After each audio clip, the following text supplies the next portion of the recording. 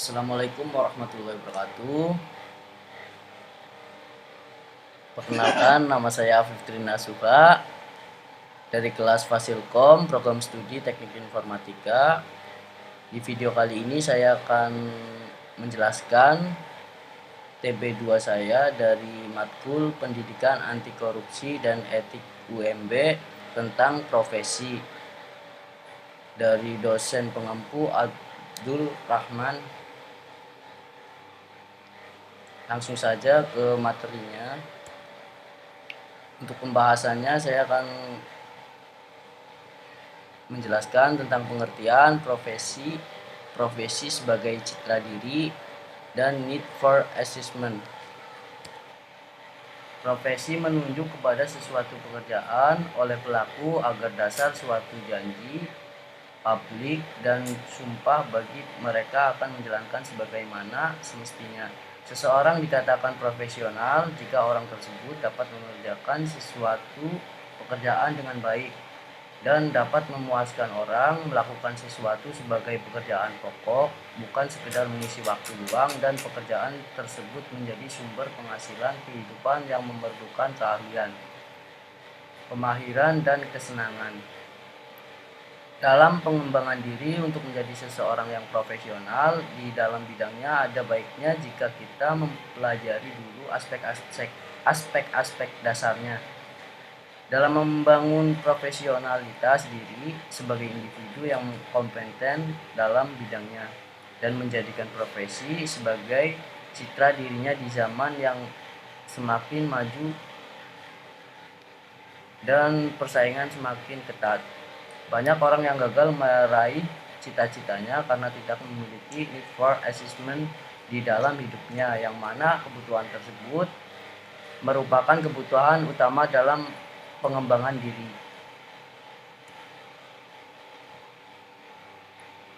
Pengertian profesi sendiri ialah profesi telah dimengerti oleh banyak orang bahwa sesuatu hal yang berkaitan dengan bidang yang sangat dipengaruhi oleh pendidikan dan keahlian, sehingga banyak orang yang bekerja tetap sesuai.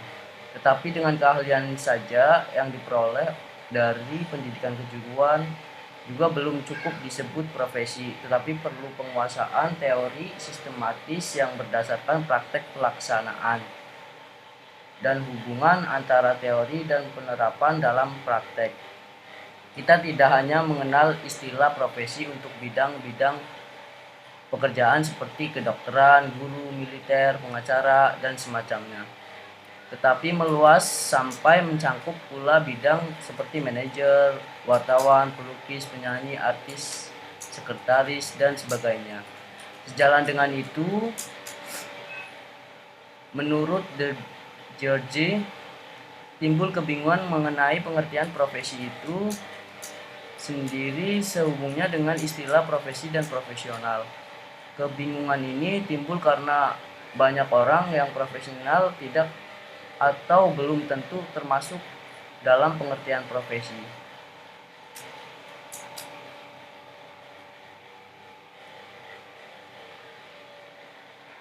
Dan ada juga yang harus kita ingat dan pahami betul bahwa pekerjaan atau profesi dan profesional terdapat beberapa perbedaan, seperti profesi mengandalkan sesuatu keterampilan atau keahlian khusus dilaksanakan sebagai sesuatu pekerjaan atau kegiatan utama atau purna waktu, dan selanjutnya dilakukan sebagai sumber utama nafkah hidup. Dari profesional sendiri, yang pertama orang yang tahu akan keahlian dan keterampilan, meluangkan seluruh waktunya untuk pekerjaan dan kegiatan itu, bangga akan, dan yang terakhir bangga akan pekerjaannya.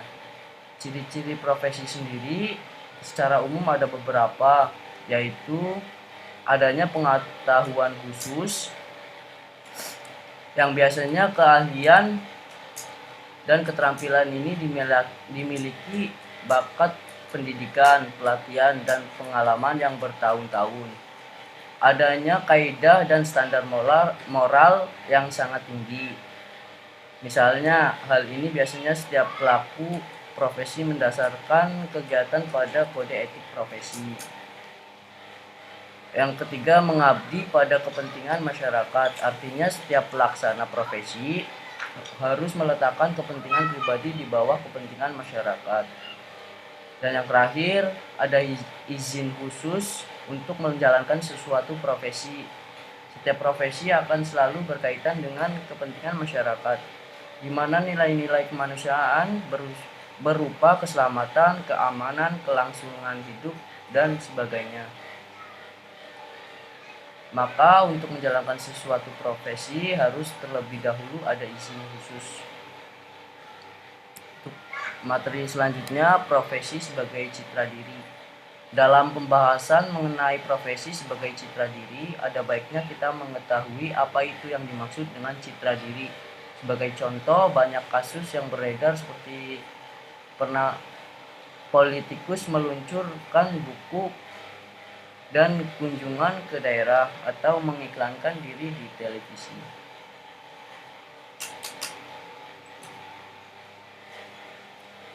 Lalu apa itu yang dimaksud dengan citra diri? Citra diri merupakan salah satu unsur penting untuk menunjukkan siapa diri kita sebenarnya. Ia juga merupakan konsep diri tentang individu. Citra diri dari seseorang terbentuk dari perjalanan pengalaman atau masa lalu dan keberhasilan dan juga kegagalan. Pengetahuan yang dimilikinya dan bagaimana orang lain telah menilai secara objektif. Kita sering melihat diri kita seperti orang lain melihat kita. Dalam sebuah profesi, citra diri merupakan dasar yang utama dalam membangun karir seseorang. Sebagai contoh, orang yang mempunyai citra diri dalam profesinya memiliki konsistensitas dan jalur profesinya. Dengan cara selalu mengupdate segala sesuatu yang berhubungan dengan kemampuannya dan selalu mengembangkan kemampuannya untuk menjadi seseorang yang profesional. Untuk materi ketiga, need for assessment. Pengertian dari need for assessment sendiri adalah salah satu motif dari motif sosial. Prestasi adalah perilaku yang berorientasi juga yang mengizinkan prestasi individual dievaluasi menurut kriteria dari dalam maupun dari luar, melibatkan individu berkompetisi dengan orang lain. Orang sukses biasanya memiliki dua motif dalam hidupnya, yaitu berprestasi.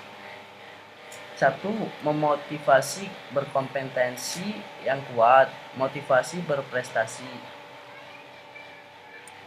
Untuk teori motivasi berprestasi mengemukakan bahwa manusia pada hakikatnya mempunyai kemampuan untuk berprestasi dilihat dari kemampuan orang lain.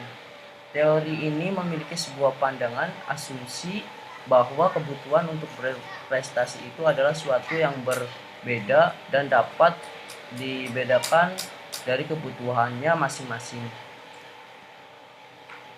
Aspek motivasi berprestasi yaitu mempunyai tanggung jawab pribadi. Yang kedua, menetapkan nilai yang akan dicapai atau menetapkan standar keunggulan dari nilai yang akan dicapai. Yang ketiga, berusaha bekerja kreatif. Siswa yang bermotivasi tinggi, gigih dan giat mencari cara yang kreatif untuk menyelesaikan tugas sekolah. Berusaha mencapai cita-cita. Siswa yang mempunyai cita-cita akan belajar dengan baik dan memiliki motivasi yang tinggi. Memiliki tugas yang moderat. Tidak terlalu sukar dan tidak terlalu mudah, membagi tugas menjadi beberapa bagian sehingga mudah dikerjakan. Melakukan kegiatan belajar sebaik mungkin dan tidak ada yang dilupakan. mengadakan antisipasi, misalnya melakukan kegiatan untuk menghindari kegagalan atau kesulitan yang mungkin terjadi. Cukup sekian penjelasan tentang profesi dari saya. Apabila ada salah kata, saya mohon maaf. Wassalamualaikum warahmatullahi wabarakatuh. See you.